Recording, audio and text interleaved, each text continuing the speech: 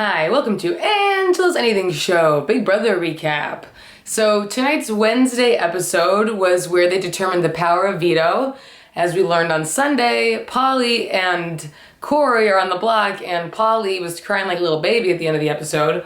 So this episode picks up pretty much where we left off, with Pauly first like aggressively confronting everybody in the house, and they basically all tell him to fuck off. He's talking about loyalty and no one has any loyalty, and James is like, want to talk about loyalty? You basically were like trying to like make out with my girl, and back at home my boys don't do that to each other. And Victor was like, to Corey and Pauly are giving Victor all this shit. Victor's like, you guys literally voted me out of the house, so like you have nothing, like leave me be.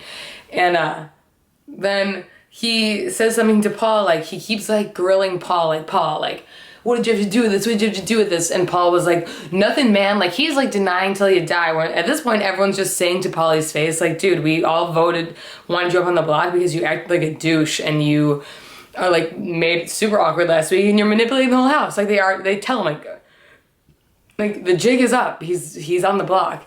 Except Paul, he's just like staying true to his story and just being like, I have no clue. Even when Pauly later confronts him and asks him, he still pretends like he has no idea, like, what's going on. It's so awkward. So then after Pauly, like, confronts everybody and he's like, oh, like, whatever, he goes and talks to Corey privately and he's, like, crying to Corey, and they literally reminded me of Clay and Shelly last season, where he's like, if I get the veto, maybe I'll just use it on you, like, and Corey's like, don't do that, man, don't do that. Like, they're like hugging, they have no shirt on, like, it's so weird. It goes on for way too long.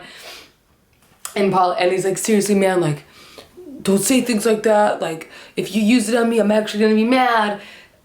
Ridiculous. And like, Pauly's just like a mess, like his face is all swollen.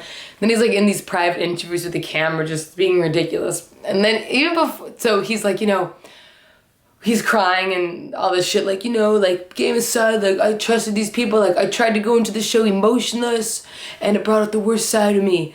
And then he's saying before the veto comp, and it's like, he could very well win the veto comp, right? Because he is when he's like, I'm gonna win this competition, he always just wins. So, and I mean, Corey, I don't know, is Corey a good competitor? He brings nothing to the table for me. Anyway, before the veto competition, Pauly's like, when the odds are stacked against you and you need to like fight, I'm a competitor, I'm a champion. Like, I don't know what the context was, but he literally called himself a champion. It was so weird. Anyway, before the veto competition, Zingbot is in the house and he's really funny. He says some stuff. He like calls Michelle a big crybaby. He basically is like, Nicole, like, you are doing the same exact thing you did in your season, like, you aren't even like playing, you are in a relationship, you don't win any comps, you have no chance of winning the game. It's true. So the Zingbot's really funny, and it's like they're all laughing. I wonder in those times, like, are they laughing as just like we're people that are on a show together, or are they still like taking shit personally, or do they like step outside that? I don't know. Of course, Mish is like super excited to see Zingbot. She like runs up to him and gives him a hug. That's literally the only reason why she's at the Big Brother house. Oh, I forgot to say, when everyone's confronting Pauly, Michelle like thinks she's cool because she starts like, she like chirps in with some stuff. It's like when your friend picks a fight and then you like try to act tough and like yell some stuff too, but like, it's like everyone knows you're a puss because you didn't even like start the confrontation in the beginning. That's what she does. She's like, you're mad because I blew your game up, and just like walks away. So they do the veto competition. It's like one of those slingshot things that James won last year. And every time you get eliminated, you get a prize, like from 6th place to 1st place, and then whoever wins everyone can steal prizes from each other. So the first prize is the power of veto, and obviously whoever wins like wants the power of veto. But also there's a $5,000 cash prize that James wins when he inevitably takes 2nd place. Victor takes 1st place, securing his noms. Pauly and Corey are eliminated, so I think we all know where this is going, with Pauly probably going home. And then the rest of the episode, it's like him being like, I see what the rest of my game is like in this house, and like it's looking pretty bleak. And he's just like giving up, and now he's kind of playing this card, like walking around very defeated and like very like sad, not sad puppy dog, but just like kind of like a fake a fake, I'm gonna let my guard down because I know I'm going home, so now I'm just gonna like, just let my guard down and like be chill, man. But like, it's bullshit. It's like a fake, it's like a new mask you're putting on.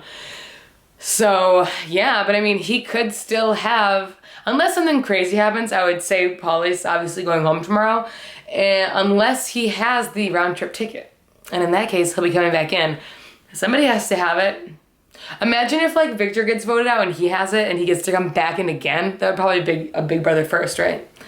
But yeah, I feel like Wednesdays are never too crazy. Basically, nominations are still the same. Looks like Pauly's going home.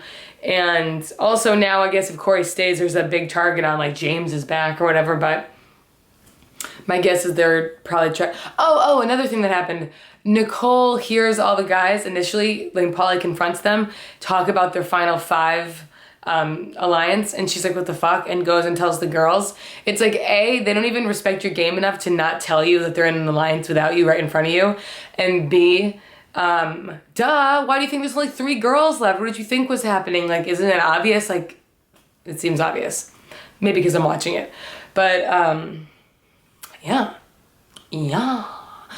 Okay, so that is the recap of this episode of Big Brother, and stay tuned for tomorrow night to see who gets evicted. Yeah. See you next time. Bye-bye.